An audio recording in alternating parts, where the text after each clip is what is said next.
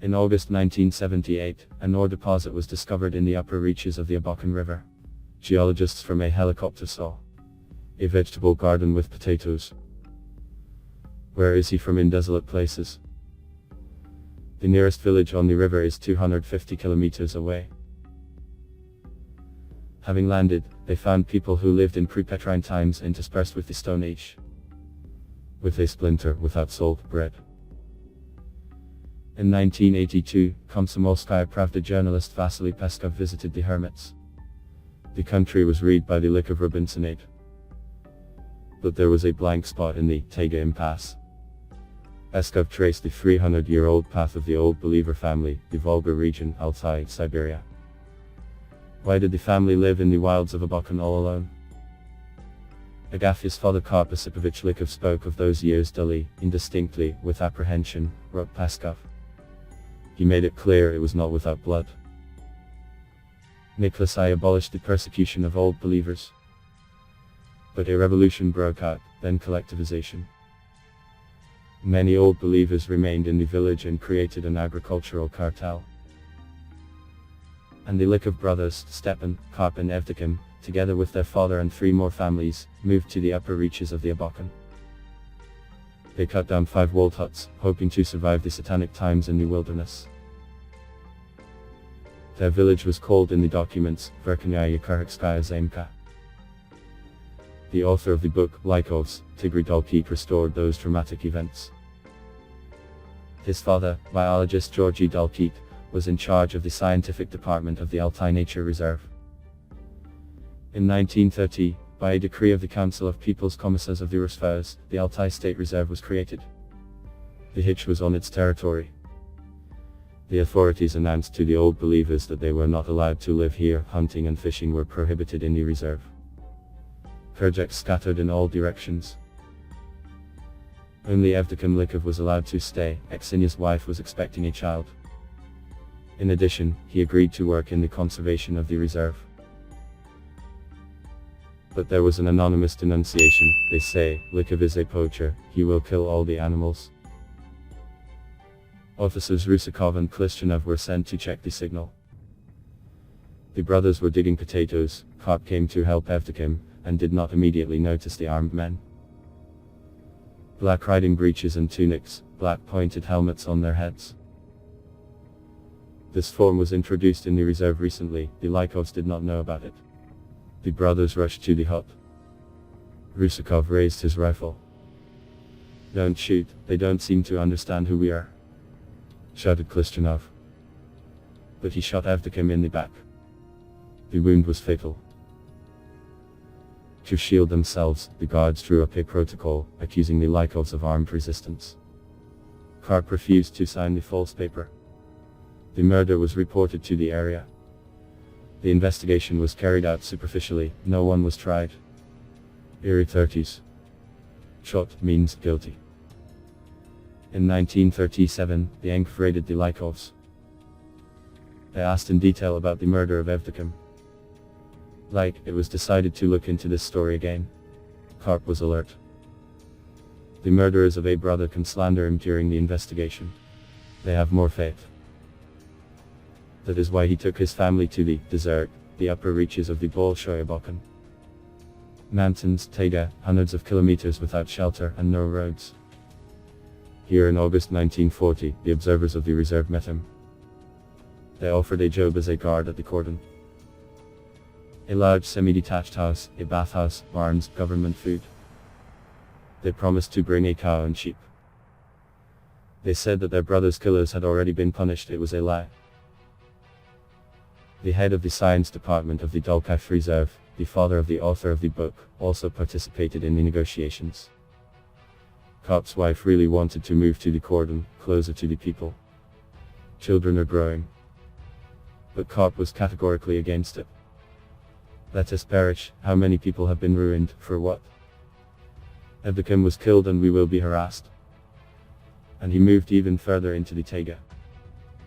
Fear of sharing the tragic fate of a brother shot before his eyes, the same blood. Which he later hinted at to Vasily Peskov, they drove the runner. Not faith at all. Soon the Great Patriotic War began. There was no time for Karp in the reserve. However, the NKVD remembered him. By the end of the summer of 1941, the Chekists took control of all Taiga settlements, so that deserters do not hide there. A detachment of border guards and security officers went on a raid to search for the fugitives. Old believer Danila Molokov, an old acquaintance of Karp Osipovich, was taken as a guide. From the conversations of the Chekists, he understood that the head of the Lykov family could easily be solved in the Taiga.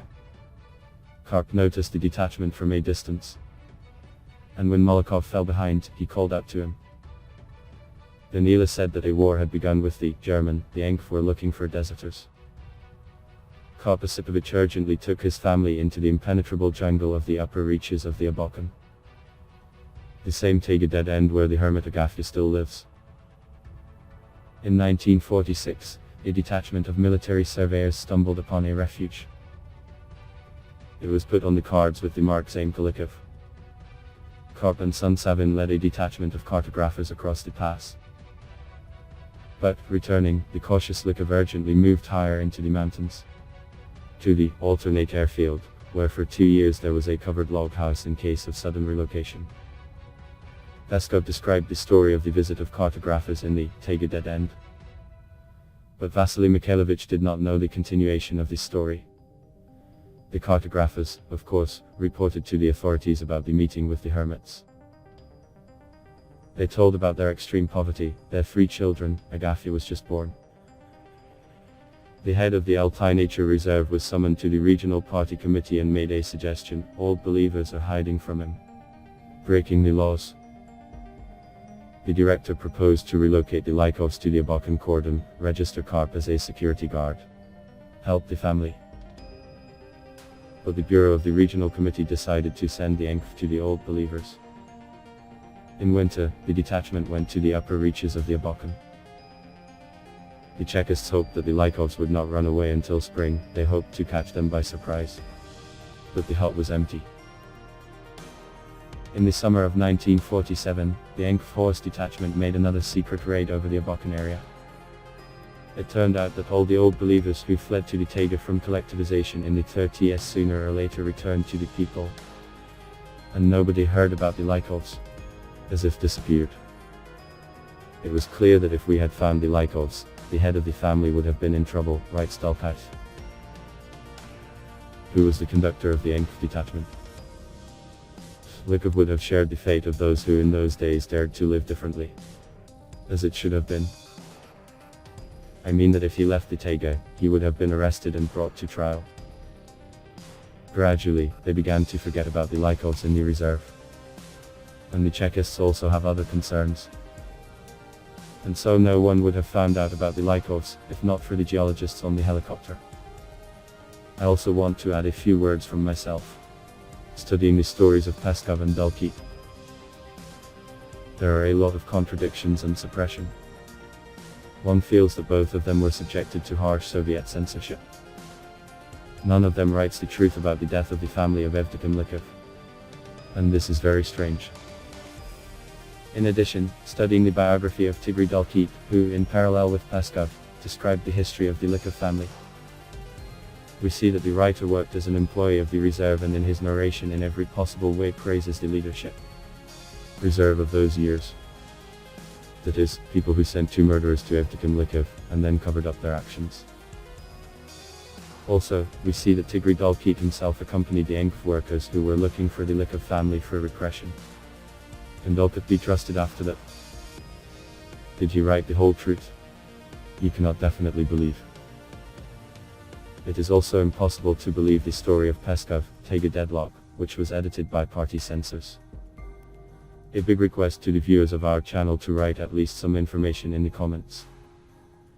About the death of Agafia Lykova, Abakan's wife, about the death of their children and about the death of the grandmother of these children. This whole family lived in a hut on the Karp River. What happened to them? And why did an article appear in the local Altai newspaper in those years that Karp Lykov himself killed his brother? Then only Peskov refuted this slander. Please share this video on your social networks, using the buttons under the video and subscribe to the channel. I ask you to go and watch other videos about Agafia Lykova, which you can see now on the screen in the end screensavers. There are a lot of rare and interesting facts about the Hermit. Thank you all for watching.